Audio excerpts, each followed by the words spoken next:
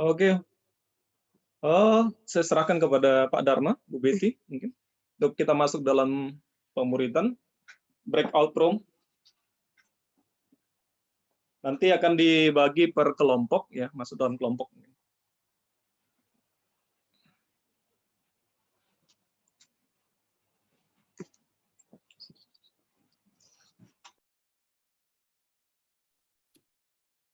Shalom Bapak Ibu Saudara.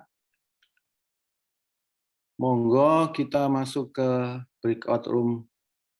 Saya tidak tahu teknis pelaksanaannya. Di sini sudah ada masing-masing sudah ada roomnya. Di sini ada FOG Kids, ada teens, ada kaum bapak, ada kaum ibu, anak muda, anak mudi, dan room 7 ini untuk siapa ya? Sekolah minggu ya? Kelebihan room, Pak. Oke. Jadi jangan saya silahkan teman-teman, Bapak Ibu Saudara tinggal mengklik breakout room, kemudian memilih roomnya yang sesuai dengan kebutuhan masing-masing.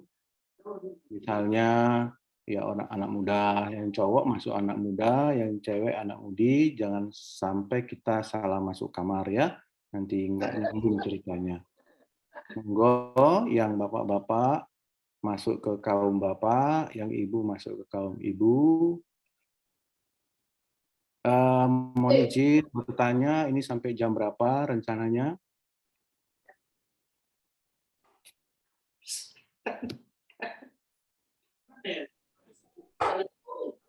Pak.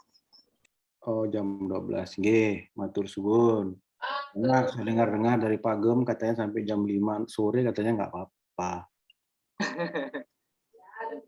Monggo, silakan. Kita klik di breakout room dan join ke tempat masing-masing. Dipersilakan. Saya tahu ya, yang lain tahu ya, breakout room-nya tahu ya, dapat ya, yang lain mungkin. Muncul ya. Yang Muncul gimana ya. Yang nggak tahu mungkin bisa diajarin.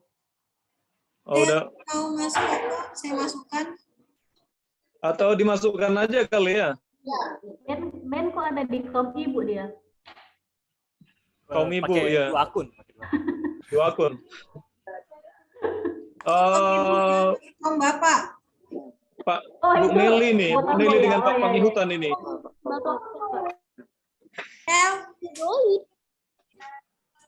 Nelly nge-freeze ya? Enggak ada kok, cuman Pangihutan masuk ke kaum Bapak, Nelly masuk ke kaum Ibu. bisa ya. Agil masuk ke anak muda Gil, anak muda cowok. Itu abang masuk ke ini. Tapi keluar dulu. Pak Jo, Pak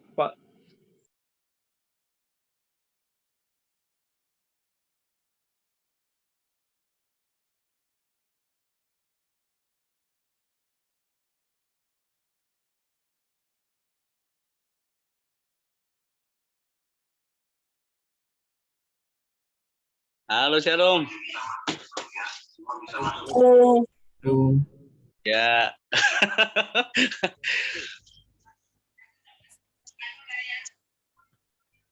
Ya, cewek-ceweknya nggak ada ya? Ya, cuma pemuda, mudinya beda lagi. Kamu udah beda lagi ya? Oke, siap.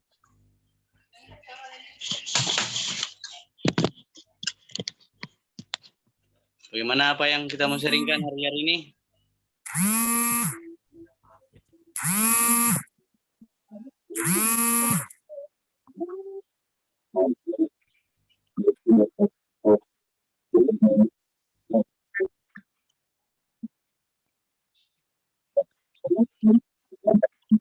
Ya, shalom semua.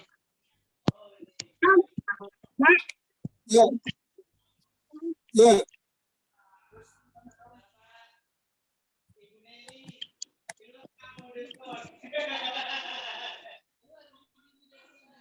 Ada masalah tah, Bang ini Immanuel?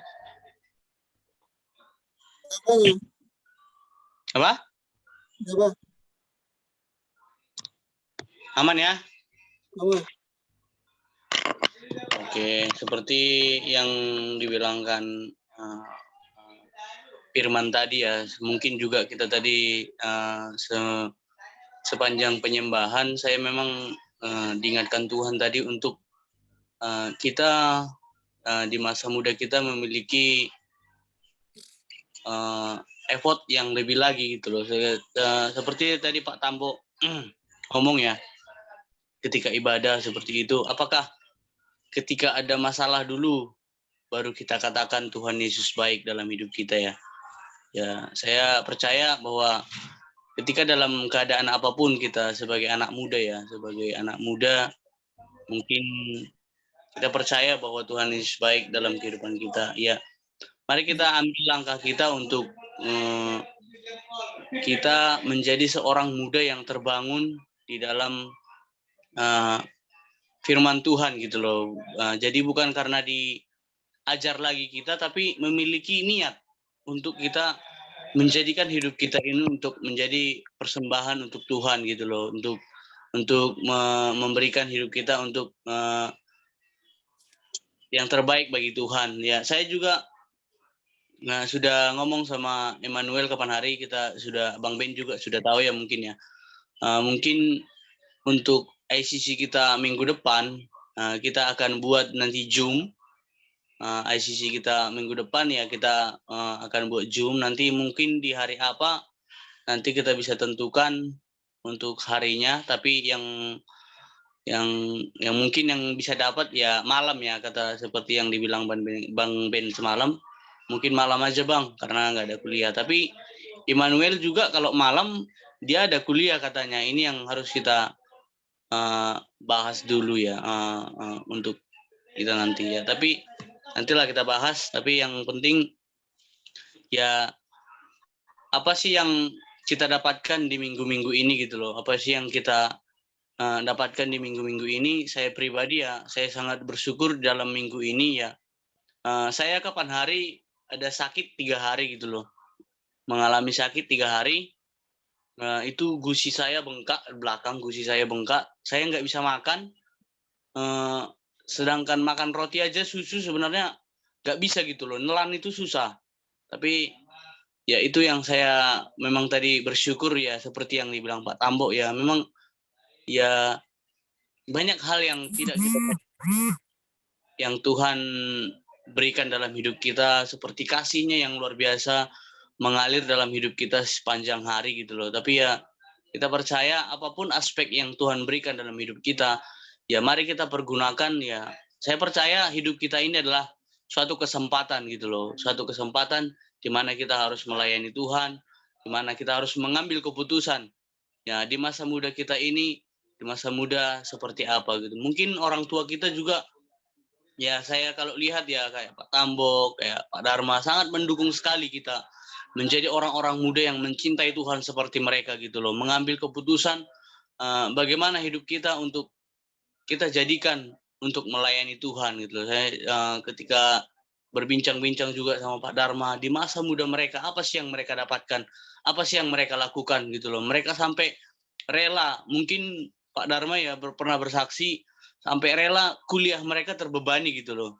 Kuliah mereka terbebani karena pelayanan-pelayanan yang mereka buat. Tapi ya mungkin juga bisa kita atur gitu loh. Ya di situ mereka bersaksi memang bagaimana mengatur perkuliahan mereka, menyelesaikan tugas-tugas mereka, dan mereka melayani Tuhan. Ya mungkin ya kalau dibilang semua sibuk ya mungkin sibuk ya. Kalau kita juga seorang pekerja mungkin sibuk, sama kuliah juga sibuk. Tapi mungkin ada saatnya kita mengatur waktu kita gitu loh, memanage waktu kita untuk memberikan hidup kita untuk melayani Tuhan di masa muda kita. Ya mungkin ya sepanjang masa muda saya mungkin ya saya masih banyak hal yang harus dipelajari lah untuk saya mengambil komitmen, keputusan untuk saya melangkah di dalam untuk menjadikan hidup saya untuk melayani Tuhan. Dan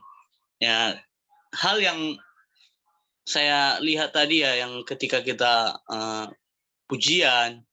Apa sih yang Tuhan sudah taruh dalam hidup kita gitu loh. Di dalam sepanjang masa muda kita ini, apa sih yang Tuhan taruh dalam hidup kita ya. Saya melihat ada penyertaan Tuhan memang yang sangat luar biasa di dalam setiap kehidupan kita. Benar memang ya, bagaimana kita mengikut Tuhan, bagaimana kita percaya bahwa Tuhan itu nyata dan terus bekerja dalam hidup kita, mungkin melalui pribadi kita masing-masing gitu loh, melalui dengan kehidupan kita dengan Tuhan. Bagaimana kita mengalami Tuhan itu pribadi gitu loh. Bagaimana kita mengalami kedahsyatan Tuhan itu secara pribadi di dalam kehidupan kita. Ya, saya merasakan ya bahwa di masa muda saya banyak hal yang Tuhan berikan, banyak hal yang Tuhan ajarkan bagi saya untuk saya mencintai Tuhan, bagaimana saya tidak tahu belajar berdoa, bagaimana saya tidak tahu bersaksi, bagaimana saya tidak tahu memimpin pujian. Hal-hal itulah yang Tuhan tanamkan dalam diri saya sehingga saya melihat wah, Tuhan itu benar-benar dahsyat dalam hidup saya gitu loh. Dan apabila juga Bang Epan, Bang Ben atau Immanuel dan siapapun dalam hidup kita anak-anak muda, memang ketika kita mengambil bagian, ketika kita melangkah, ketika kita mengarahkan hidup kita, nah di masa muda kita untuk kita berikan hidup kita untuk mencintai Tuhan, saya percaya akan ada berkat-berkat Tuhan, akan ada yang Tuhan berikan, tambahkan hikmat yang Tuhan tambahkan bagi setiap kita untuk kita dapat next level gitu loh, untuk kita dapat melangkah lebih lagi di dalam setiap perkuliahan, pekerjaan kita masing-masing. Kita melihat ada pemeliharaan Tuhan yang luar biasa di dalam kehidupan kita ya. Seperti kita lihat ya, mungkin sudah ada beberapa kakak-kakak rohani seperti bapak-bapak rohani kita, Pak Gembala, Bu Gembala, dan Bu Betty, Pak Dharma, Pak Tambo, semualah. Kan kita melihat kehidupan mereka memang sungguh-sungguh di dalam Tuhan gitu loh. Mungkin 23 tahun yang lalu mereka, masa muda mereka mengalami Tuhan, mengalami kedahsyatan Tuhan secara pribadi mereka sangat luar biasa ya. Saya itu menanamkan dalam diri saya memang ya bahwa ketika saya sudah mengenal Tuhan, saya tidak mau lagi mengenal secara kulit gitu loh, tapi harus saya mengenal secara dalam. Bagaimana apa yang harus saya lakukan, memang apa yang harus kita lakukan untuk mencintai Tuhan sungguh-sungguh di dalam masa muda kita. Ya, saya percaya dengan di masa muda kita terpelihara dalam Tuhan, maka ya di kita berkeluarga, kita untuk ke depan, kita untuk masa tua kita juga, kita percaya bahwa kita terus berada di dalam kehidupan dalam tangan Tuhan ya. Itu sih yang saya bisa tadi tangkap dalam sharing firman Tuhan pada pagi hari ini ya, membangun pola hidup kita secara kontinu dengan Tuhan. Mungkin tadi seperti yang diajarkan Mami, bagaimana kita dilatih untuk berdoa pagi, bagaimana kita dilatih untuk mencintai firman Tuhan, bagaimana kita dilatih memuji Tuhan, bagaimana kita dilatih merenungkan dan mendengarkan firman Tuhan juga. Dan itulah latihan-latihan yang harus kita bangun gitu loh ke depan untuk kita melihat bahwa Tuhan itu nyata bekerja dalam kehidupan kita. Saya percaya ya saya tadi berdoa ya, Tuhan mampukan saya untuk melakukan aktivitas ini, aktivitas firman ini. Karena tadi dibilang kan dalam kita melakukan firman Tuhan itu membaca, mendengar, dan melakukannya gitu loh. Dan ya kita tidak cukup untuk membaca saja, kita tidak cukup untuk mendengarkan saja, tapi kita harus butuh melakukan gitu loh. Action apa yang kita lakukan untuk firman Tuhan pagi hari ini. Ya saya percaya ya bahwa kita anak-anak muda ya terus bangkit ya, bangkit di dalam setiap iman kita. Mungkin Agil juga mungkin belum tahu Agil ya. Di sini kita anak-anak muda bagaimana membangun kehidupan kita untuk semakin akurat lagi, lebih lagi dengan Tuhan, untuk kita membawa hidup kita ke dalam tangan Tuhan. Mungkin Agil juga dari sana ya, mungkin kalau sudah Zoom kita nanti ada, isi kita nanti ada, bisa bersaksi, bisa sharing, membagikan kehidupan kita sehari-hari, ya mungkin yang lebih intens lagi ya, untuk kita terhubung di dalam anak-anak muda. Ya saya percaya sih beberapa hari ini ya teman-teman, saya berdoa ya, saya ambil waktu saya pribadi secara khusus, apa yang harus memang kita lakukan dalam anak muda ini. Mungkin saya memang sudah lama terjun pelayanan, tapi kalau untuk secara membawa, mengajarkan, untuk membawa anak-anak muda, masih saya dalam tahap belajar gitu loh. Makanya saya sharing-sharing sama Pak Dharma, apa yang harus dibagikan untuk anak-anak muda, ya bagikan teladan hidup dulu aja. Ya Pak Dharma bilang seperti itu gitu loh, ya. Dan itulah yang kita sadari bahwa ya mari kita anak-anak muda mengambil komitmen gitu loh, mengambil komitmen bahwa orang-orang tua kita juga mendukung kita menjadi seorang anak-anak muda yang luar biasa dalam Tuhan. Ya, saya bersyukur ya, mungkin ini kesaksian saya juga, saya bersyukur mama saya itu sangat bangga ketika melihat saya seperti ini gitu loh. Sangat bangga ketika melihat saya yang dulu yang tidak tahu, yang ibaratnya cuman gereja, tapi tidak terjun dalam pelayanan. Ketika mama saya melihat kapan hari saya di Surabaya melayani Tuhan seperti itu, dan hidup saya juga dilihat berbeda, itu sangat luar biasa sekali. Saya bersyukur ya. Saya lihat doanya ya, terima kasih untuk Tuhan gitu loh. Dia berterima kasih untuk Tuhan bahwa saya diarahkan hidup saya untuk mencintai Tuhan. Itulah sebuah motivasi bagi saya gitu loh. Dan dalam hidup saya bahwa di masa muda saya ini mungkin ya harus saya lebih giat lagi untuk mencintai Tuhan. Karena ketika saya mencintai Tuhan, banyak sekali hal-hal yang tidak mungkin kita pikirkan, tidak mungkin kita bayangkan. Itu hal-hal yang terjadi gitu dalam kehidupan kita. Seperti ya di mana saya bergumul dalam pekerjaan, ya Tuhan berikan hikmat gitu loh. Dan ya saya percaya bahwa itulah yang Tuhan kerjakan dalam kehidupan saya. Dan saya juga percaya bahwa teman-teman memiliki pergumulan tersendiri gitu loh. Tapi baiklah kita membawa hidup kita, pergumulan kita, mungkin kayak Immanuel, di mana dia bekerja dan berkuliah dengan sendirinya karena papa mamanya tidak ada. Tapi ada motivasi dalam dirinya untuk mencintai Tuhan gitu loh, untuk sungguh-sungguh di dalam Tuhan, untuk menyelesaikan segalanya ya dengan mengenalkan Tuhan gitu loh, dengan mengenalkan melihat apa yang Tuhan izinkan dalam dirinya. Mungkin juga nanti Bang Evan, Bang Ben, kita melihat Agil juga, kita muncul orang-orang yang terus menyaksikan kebaikan Tuhan yang sangat luar biasa, dimunculkan Tuhan ya untuk membangkitkan, untuk membangun kota dan bangsa kita. Ya kita tidak tahu ya apa yang Tuhan ingin kerjakan di dalam setiap kehidupan kita. Ya yang kita percaya adalah biarlah realita Tuhan dan anugerah Tuhan terus memberkati kehidupan kita di masa muda kita. Tuhan memakai kita dengan luar biasa. Itu saja sih yang bisa saya sharingkan. Mungkin bisa teman-teman sharing apa yang didapatkan, apa kehidupan apa yang dibangun dalam minggu-minggu ini. Mungkin saya silakan.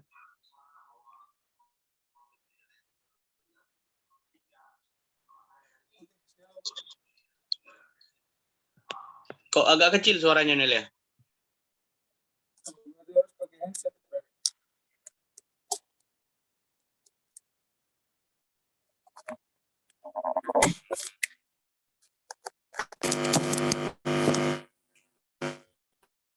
Sekarang jelas ya?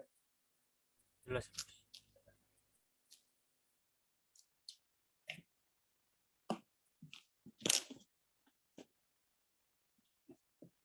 Sekarang jelas.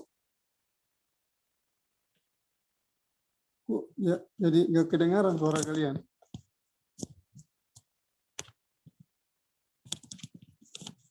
Suara kami di mute. Oke. Dengar, Nel, dengar. Baik, terima kasih untuk waktunya. Jadi kita di sini namanya anak-anak muda itu sebagai tulang punggung gereja. Jadi kita adalah penerus-penerus baik dalam keluarga kita keluarga pribadi maupun keluarga dalam rumah rohani. Jadi yang pasti setiap kita itu punya keturunan gitu. Kalau dalam pribadi kita, pasti kita ingin, kalau kita dalam laki-laki, kita ingin punya istri, ingin punya anak gitu. Nah, begitu juga orang tua rohani kita, mereka mau ada penerusnya mereka gitu. Nah, penerusnya itu siapa ya? Kita sekarang anak-anak muda ini. Jadi apa yang mereka impartasi kepada mereka dapatkan itu, mereka impartasi kepada kita. Begitu kita juga harus menerimanya, apa yang mereka orang tua rohani kita bagikan, terus abang-abang kita bagikan, kayak sekarang kita sharing-sharing, pokoknya kita saling sharing ini kan kita bisa saling menerima gitu, saling dan menerapkan dalam kehidupan kita sehari-hari. Dan seperti Pak Gembala bilang pada minggu lalu bahwa tidak usah kita jadi stagnan gitu, tidak usah stop di kita, tapi kita harus bisa berkembang. Jadi apa yang kita terima jangan cuma batas sampai di kita saja gitu, tapi kita bisa melanjutkannya kepada orang-orang yang membutuhkan. Karena di dua minggu lalu itu kan Pak Gembala mengajarkan kita tentang menjadi murid. Nah, di situ saya masih catat, karena di situ menjadi murid itu bukan hanya seperti kita di sekolah saja gitu. Kalau di sekolah kita cuma menerima materi terus pulang selesai. Nah, tapi kalau menjadi murid Kristus, yang saya catat itu kita harus menerima resiko kalau menjadi murid Kristus itu.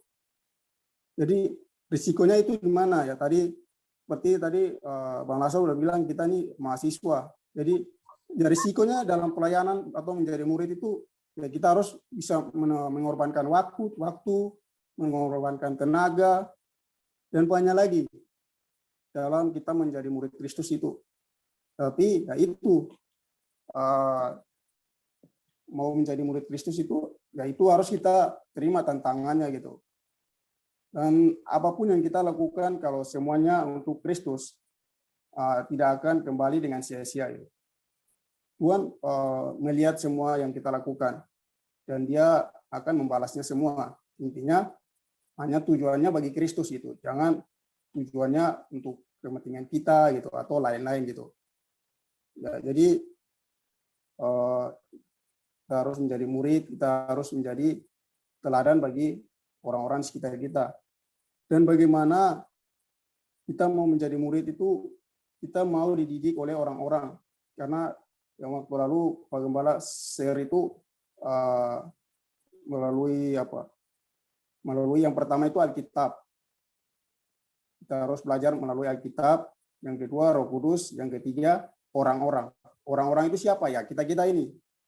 Jadi kita mau menerima, mau belajar dari orang-orang yang ada di sekitar kita. Tapi yang terpenting itu Alkitab gitu.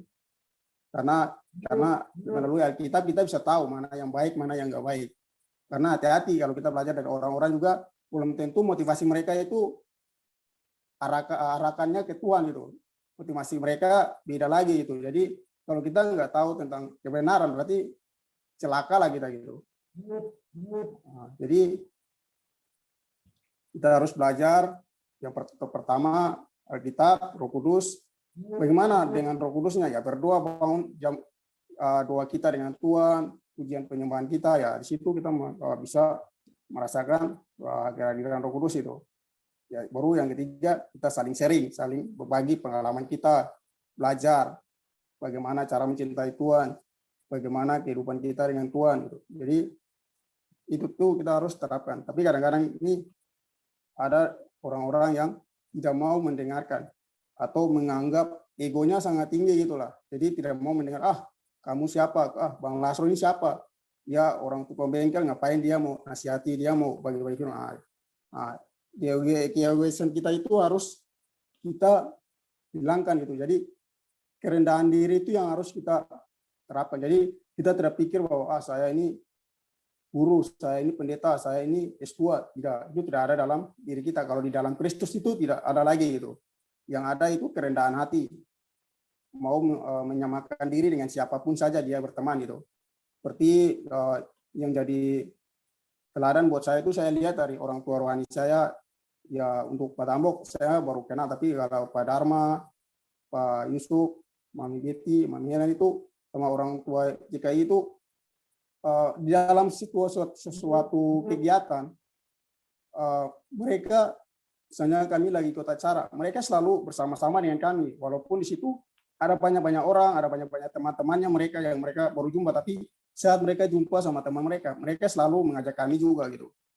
Karena saya sama Lasro sering sama-sama dengan Pak Gembala, Pak Dharma ikut-ikut acara kayak seminar gitu. Jadi itu yang saya sangat bangga sekali gitu. Jadi mereka itu mau merendahkan diri, mau bergaul dengan siapa saja gitu, tanpa memandang latar belakangnya kita gitu. Tapi kan kebanyakan kan kita lihat orang-orang yang tidak mencintai Tuhan itu mereka bergaulnya hitung-hitung gitu. Mau bergaul ini dia harus lihat, wah siapa dia gitu. Apalagi kalau misalnya kami kalau di daerah-daerah timur itu mereka bergaulnya sesuai dengan sarjananya mereka gitu, latar belakangnya gitu. Jadi tidak sembarang bergaul. Nah, tapi melalui di rumah rohani ini banyak motivasi yang saya dapatkan melalui orang-orang tua rohani. Jadi itu pasti mereka punya tujuan. Karena Tuhan Yesus saja menciptakan kita punya tujuan gitu. Tidak sia-sia saja dia menciptakan kita tanpa ada tujuan.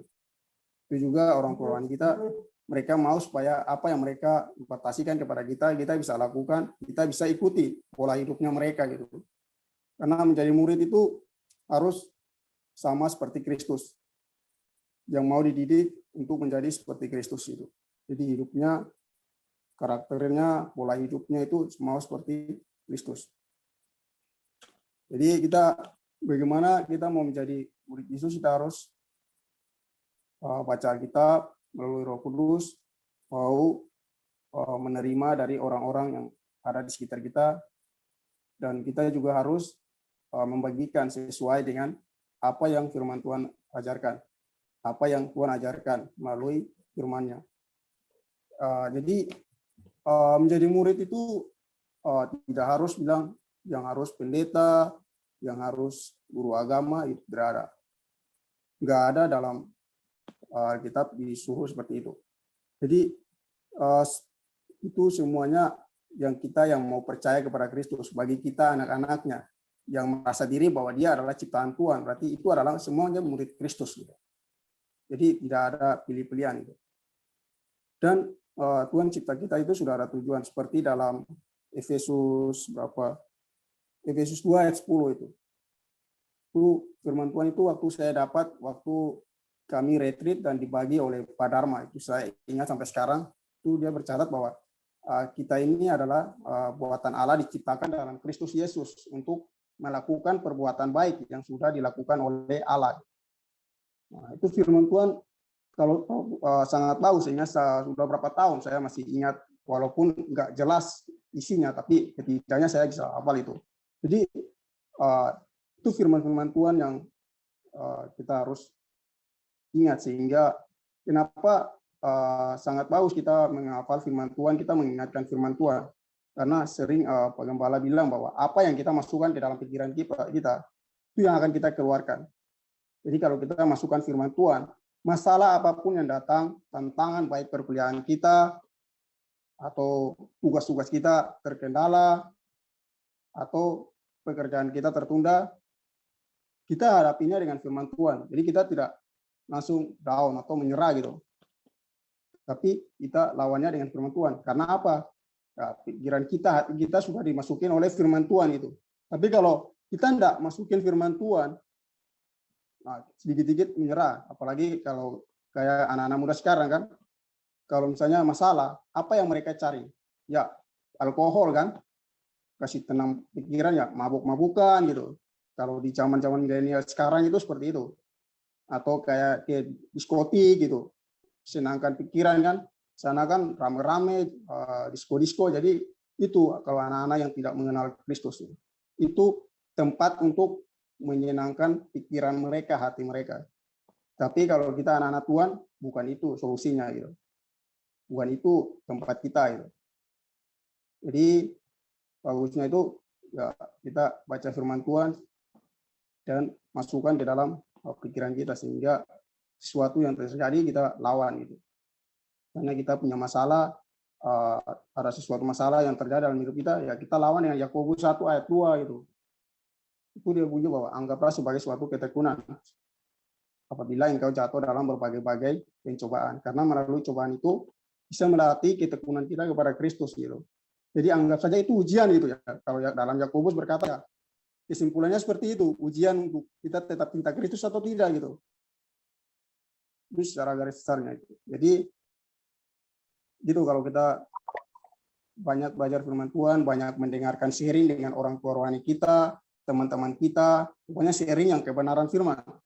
Jadi di situ kita banyak isi dengan kebenaran, dengan kebaikan. Jadi apapun terjadi kita tidak menyerah. Seperti saya, seperti tadi Bang Asra udah bilang bahwa saya ini istilahnya hidup mandiri gitu.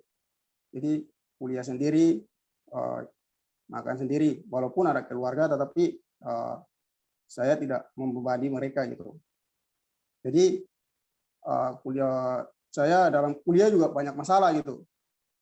Sekarang saya sudah semester 8, harusnya sudah fokus ke skripsi gitu, tapi ada mata kuliah tunggakan karena saya kuliah malam, jadi mata kuliahnya sangat sedikit saya ambil tiap semester gitu.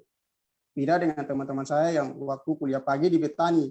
Jadi mereka sekarang sudah tinggal 3 mata kuliah, ada yang sudah tinggal tunggu mata kuliah inti yang akhir-akhir semester, tapi saya masih ulang dari semester 2, semester 3 gitu. Karena ada mata kuliah yang ketinggalan. Terus dalam perkuliahan saya juga, saya sudah 2 minggu lalu ini saya konflik dengan dosen. Dan dosen itu dosen dari kampus lain, tapi ada kerjasama antara dengan kampus saya. Sehingga dosen itu ngajar, saya ikut dari awal sampai akhir. Setahu saya izin cuma 1 kali, karena waktu itu saya ada ibadah mahasiswa, sehingga saya izin. Tapi soal tugas, UTS, presentasi, saya ikut semua, dan saya itu setiap mata kuliah saya catat, ini sudah lunas atau belum, jadi saya catat. Kalau sudah sampai UAS, saya checklist UAS terus saya checklist. Tapi kalau misalnya saya gagal, saya kasih tanda silang. Tapi dalam daftar saya sudah UAS, sudah checklist semua. Tapi tiba-tiba saya baru tahu, karena nilai kami itu seharusnya udah keluar dari Desember, tapi saya baru tahu di Februari. Kenapa? Karena SPP saya tunggakan gitu. Jadi saya belum bisa melunasi karena di kampus kami itu aturannya harus lunas baru nilai bisa dapat keluar gitu. Jadi saya tidak tahu nilai saya sudah keluar atau belum, tapi yang tahu dosen saya, tapi tidak diinformasikan kepada saya karena saya belum lunas gitu. Dan bulan Februari ini baru saya gajian, terus saya bayar sepotong, terus di situ nilai saya dikirim. Dan saya lihat kok mata kuliah saya tentang tafsir Injil Sinoptis ini tidak ada nilainya itu. Padahal di jadwal saya udah selesai semua gitu. Jadi saya disuruh untuk akademik saya chat ke dosen tersebut. Jadi saya chatting, tapi dosennya ini responnya ini gak nyambung gitu. Jadi buat saya jengkel, kesal gitu, sampai marah, gak kontrol gitu. Ya namanya kan gimana, soalnya kita sudah perjuangan dari awal sampai akhir kok hasilnya kayak gini gitu. Apalagi saya kan lagi buru mata kuliah kan, biar cepat selesai, tapi tahu-tahu dikurangi lagi, jadi kesal semua. Jadi saya tanya, Pak, ini boleh tahu kesalahan saya gimana ya Pak? Terus dia bilang, udah kumpul tugas. Terus saya tanya, Pak, tugasnya boleh tahu, tugasnya yang mana Pak? Biar saya bisa kesibuk yang jelas lah Pak, jangan hanya tugas, karena tugasnya banyak. Gitu. Tapi dia cuma balas, wah udah lama gitu. Gitu saya bingung. Aduh, kalau dosennya kayak gini kan ada jelasan loh. Harusnya jelas tugasnya apa ya kan, bisa kepastian lah gitu. Jadi saya sempat tanya-tanya ke teman-teman yang waktu itu sama-sama kuliah, kira-kira tugas Bapak ini apa gitu. Karena saya yakin saya benar, makanya saya harus cari tahu gitu prosesnya gitu. Saya cari tahu, saya tanya, oh ya mereka bilang presentasi, ringkasan sama UTS itu aja. Jadi saya sudah lihat semua, karena nggak ada bukti di HP, karena kalau WA kan kalau nggak ada saya install ulang cadangkan pesan ulang, pasti pesannya mesti ada, cuma HP saya cadangkan sehingga pesannya terhapus semua. Dan waktu itu saya kirim tugasnya pakai nomor lama, jadi itu menjadi kesalahan juga, sehingga itu yang tidak menjamin saya untuk bisa mendapat nilai. Jadi saya tempat kirim tugas-tugas saya ulang. Maksudnya saya kasih bukti gitu, tapi bapaknya balas, wah udah lama ini kamu baru kirim. Aduh sudah, ini sudah gak nyambung gitu. Jadi saya bilang, ya udah terserah lah, nggak apa-apa. Saya ikut aja nanti di semester berikut. Jadi itu memang kalau secara manusia, kalau saya sempat sih menyerah, udah malas kuliah gitu. Karena nanti penilaian orang gimana loh, ini udah semester 8 kok nggak lulus-lulus itu. Ini kirain saya yang malas-malas kuliah atau apa, tapi ya itu. Saya terbuka sama keluarga saya, bilang bahwa saya jangan salah nilai dengan saya bahwa saya malas kuliah gitu. Karena saya ini kelas malam, kelas pekerja, jadi beda dengan teman-teman yang hanya kuliah gitu. Jadi harus pikir dulu. Jadi mereka juga mengerti. Jadi itu buat saya agak lega gitu. Karena tiap kali di telepon ditanya kapan wisuda, kapan skripsi gitu. Teman-teman chat kapan skripsi, judulnya apa. Waduh, ini jadi tertekan gitu. Tapi ya itu saya selalu hadapi dengan firman Tuhan, karena seperti tadi Yakobus itu. Jadi saya tidak menyerah, tapi ada support dari teman-teman rohani, orang tua rohani gitu. Dan saya percaya saya sampai saat ini itu kan ada orang-orang yang mendoakan kita tanpa kita sadari.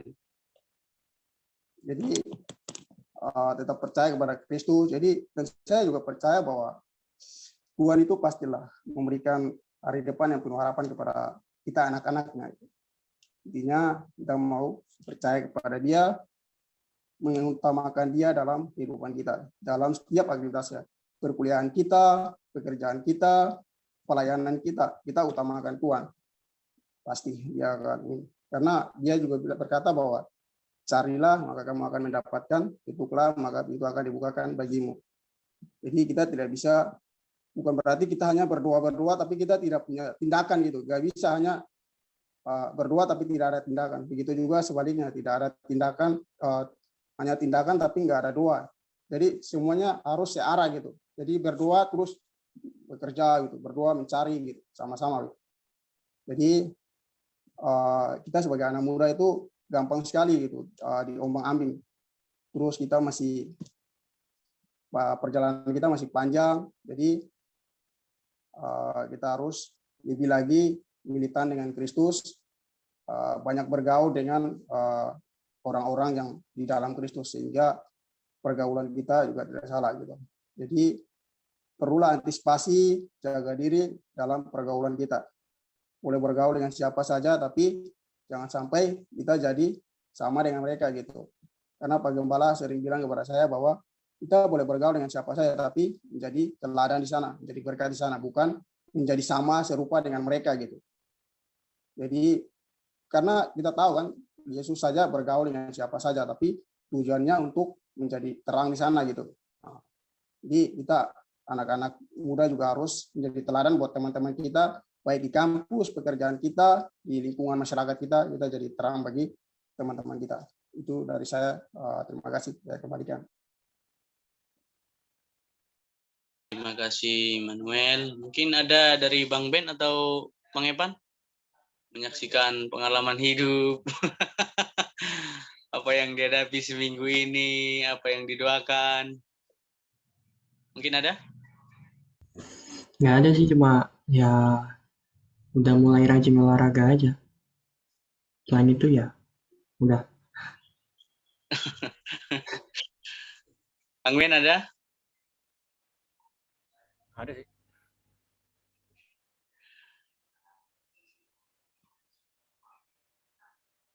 Ya mungkin ya untuk kita lebih lagi ya membawa hidup kita mungkin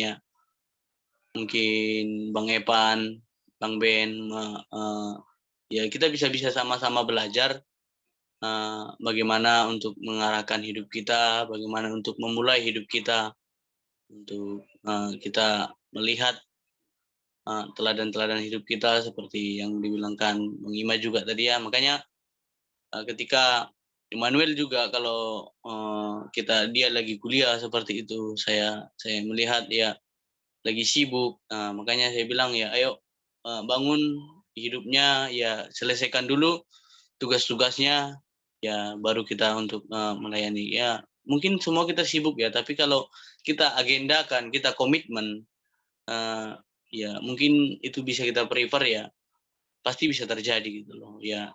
Dan itu mungkin yang bisa ya kita ini karena minggu-minggu ini, yang penting ya untuk minggu depan ya mari kita lakukan kebenaran firman Tuhan yang disampaikan tadi gitu loh, bahwa membaca firman Tuhan, bangun saat teduh, memuji Tuhan, itu untuk membuat kehidupan kita sehari-hari kita untuk lebih lagi gitu loh, untuk mempersembahkan hidup kita untuk memuliakan nama Tuhan ya. Semua kita, apa yang kita lakukan itu hanya untuk memuliakan Tuhan gitu loh, dan tidak ada agenda dalam pribadi kita sendiri untuk saya, untuk ini, tidak. Tapi kita percayakan bahwa kita agendakan itu semua seperti apa yang diarahkan firman Tuhan tadi, kita bawa dalam kehidupan kita. Mungkin ya ambil keputusan kita, mungkin Bang Ben, Bang Evan mengambil keputusannya untuk lebih lagi sungguh-sungguh dalam Tuhan, menjadi anak-anak muda yang terang, kebanggaan bagi orang tua, terlebih Tuhan juga, untuk kita dapat melihat bahwa pekerjaan Tuhan terus nyata dalam diri kita, kehidupan kita. Oke, mungkin ada dari Pak Gembala untuk pengarahan.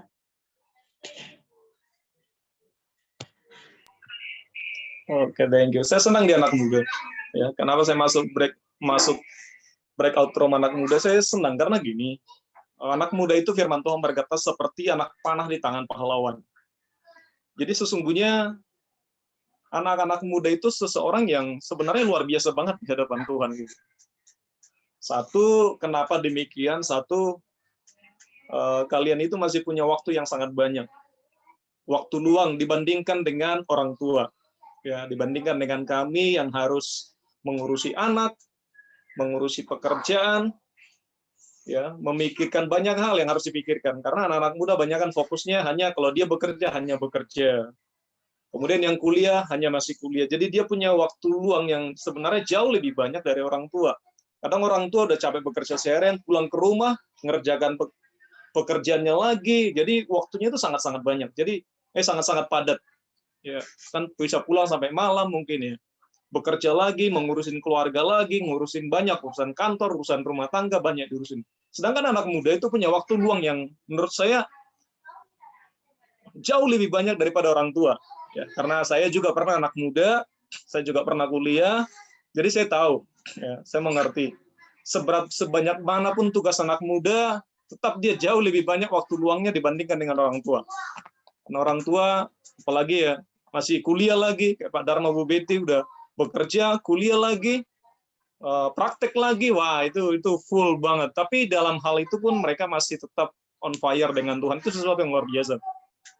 Jadi karena itu, ya, di dalam rumah rohani kita kan ada agenda kita ICC anak muda. Nah, ICC orang tua itu sudah jalan 2 kali.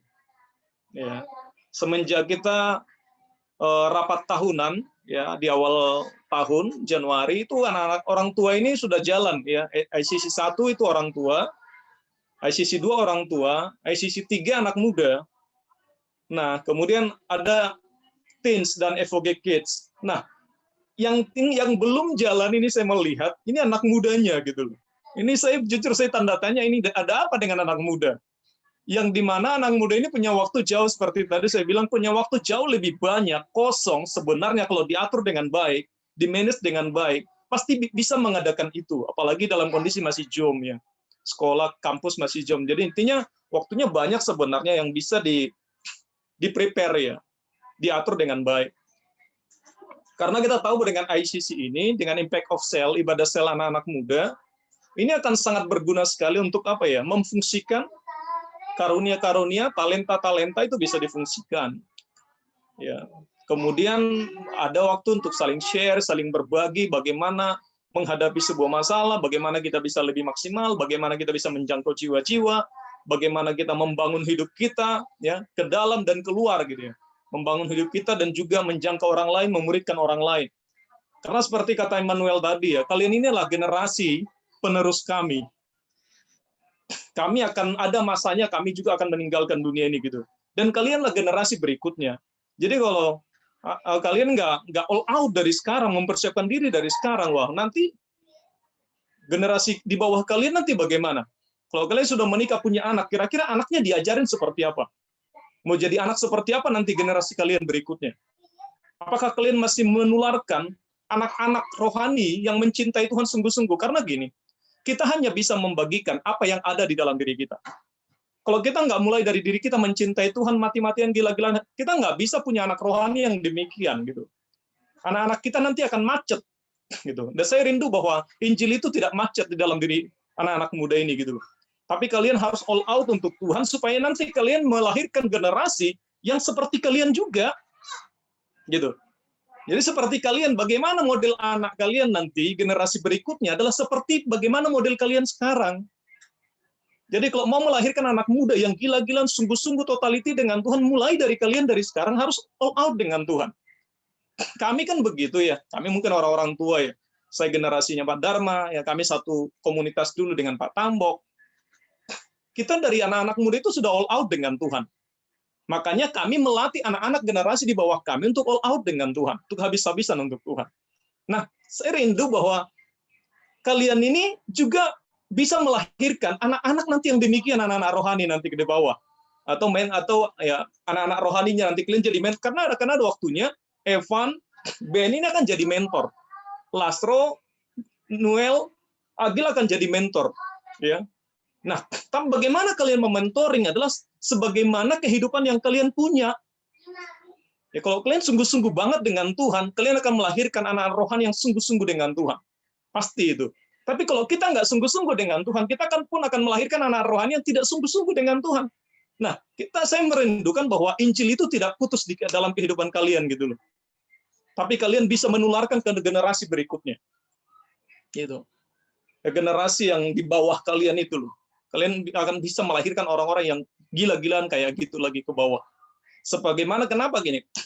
Sebagaimana kami hidup dahulu, mencintai Tuhan sungguh-sungguh dengan Tuhan, all out dengan Tuhan dari masa kami SMA loh ya. Saya ini dari masa SMA kelas 2, Pak Dharma juga dari masa SMA.